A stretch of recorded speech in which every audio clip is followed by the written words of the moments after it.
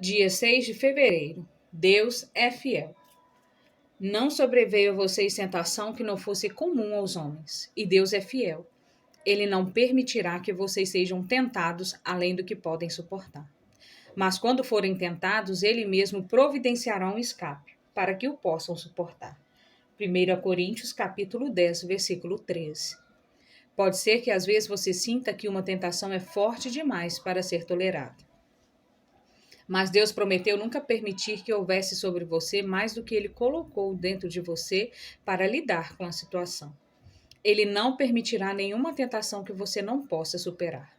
Entretanto, você também deve fazer a sua parte, praticando alguns fundamentos bíblicos para derrotar a tentação. Quando Jesus estava no deserto, Satanás o tentou duramente para que cedesse à vontade dele.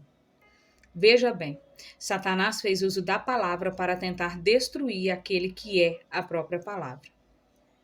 Então, é importante que você redirecione a atenção para outra coisa. No caminho do amadurecimento espiritual, cada tentação superada se torna um degrau em vez de uma pedra de tropeço.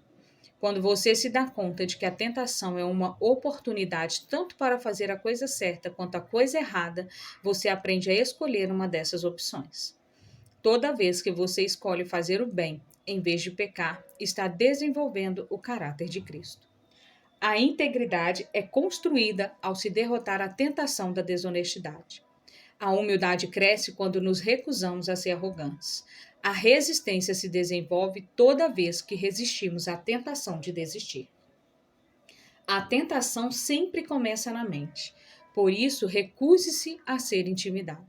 Seja realista quanto à inevitabilidade da tentação. Você jamais poderá evitá-la completamente.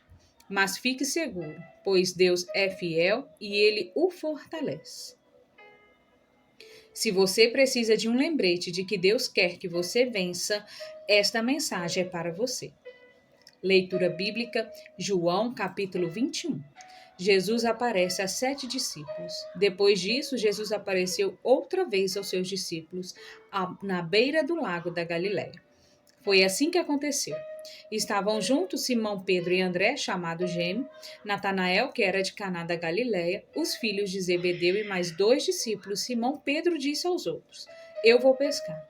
Nós também vamos pescar com você, disseram eles. Então foram todos e subiram no barco naquela noite. Não pescaram nada. De manhã, quando começaram a clarear, Jesus estava na praia. Porém, eles não sabiam que era ele. Então Jesus perguntou: Moços, vocês pescaram alguma coisa? Nada, responderam eles. Joguem a rede do lado direito do barco, que vocês acharão peixe, disse Jesus.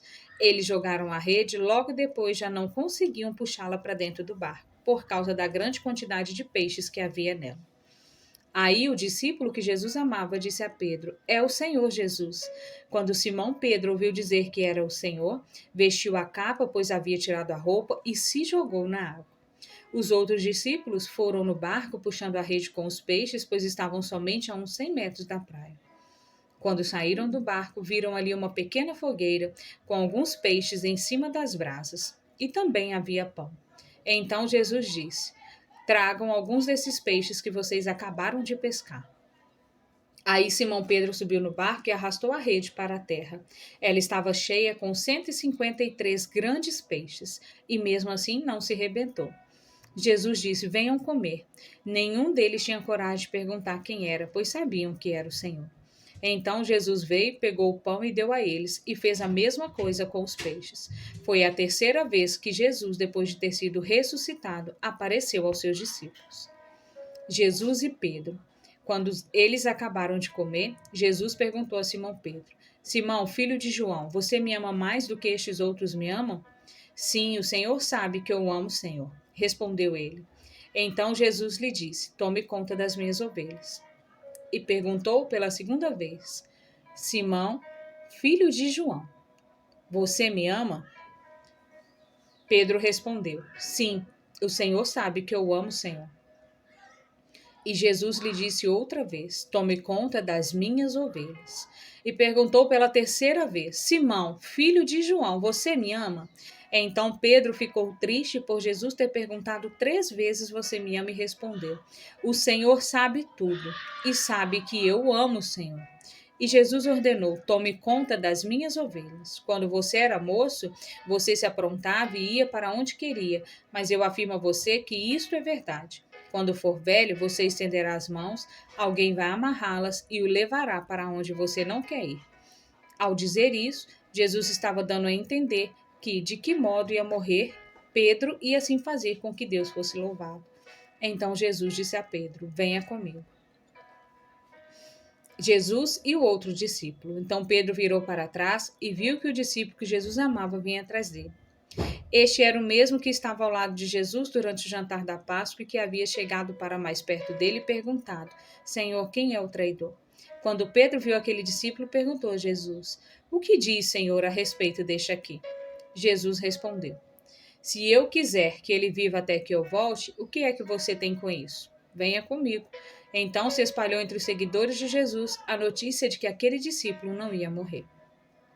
Mas Jesus não disse isso. Ele apenas disse: Se eu quiser que ele viva até que eu volte, o que é que você tem com isso? Este é o discípulo que falou destas coisas e as escreveu, e nós sabemos que o que ele diz é verdade. Final. Ainda há muitas outras coisas que Jesus fez. Se todas elas fossem escritas, uma por uma, acho que nem no mundo inteiro caberiam os livros que seriam escritos. Palavra-chave: prevalecer.